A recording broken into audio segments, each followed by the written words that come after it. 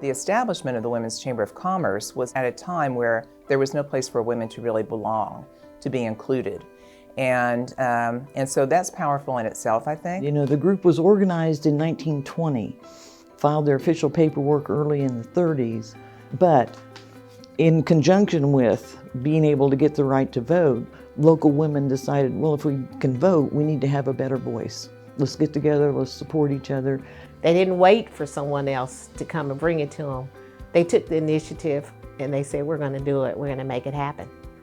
And the key phenomenon, you can look now at Wyandotte County at people in elected positions and see the Women's Chamber handiwork. You see our veterans there. The Women's Chamber was so beneficial. And if you were a good member, meaning you attended, you worked on committees, they really opened up the system of advancement through the organization. And it was really helpful for me in a political and personal way, because in 1989 I decided to run for city council. During my campaign, it was myself as the candidate, female, my campaign manager, female, the treasurer, female, and my yard signs were hot pink. And I don't think some of the men really knew how to act accordingly. No offense, gentlemen, but that's the way it was. When I was elected chairman of the chamber, there'd be times I'd be sitting in a meeting and the man to the right of me would have some little something that he wanted to share with the guy on the left of me, and they would literally pass around me to hand it over, like I wasn't even there. I was invisible to them. And I made it my pleasure that year to volunteer for everything. You know, we always think that the good old boy network is what makes these things happen, but it was these strong women who made it happen for me. And so, you know, I think without them, I wouldn't be where I'm at, and I'm thinking most of you wouldn't be where you're at either.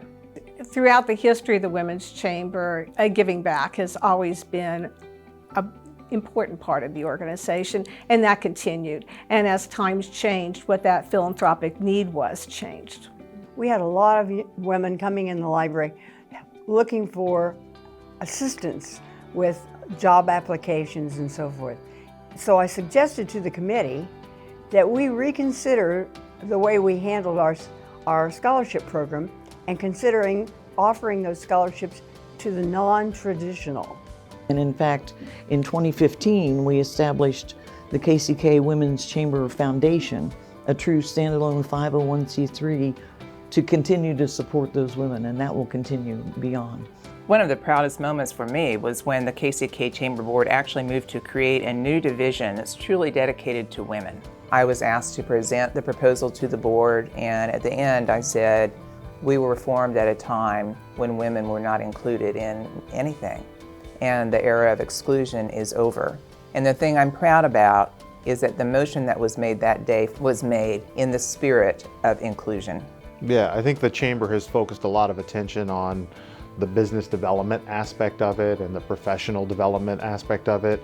And then we know that the Women's Chamber has really focused on a much broader perspective on health issues and women's issues, as well as business issues. So combining these two really creates some synergies there that we can then lift all, you know, it's lifting everything and making all those efforts have much more impact for the community. If it hadn't been for the Women's Chamber, I don't know that we would be here today in the capacity that we are here today.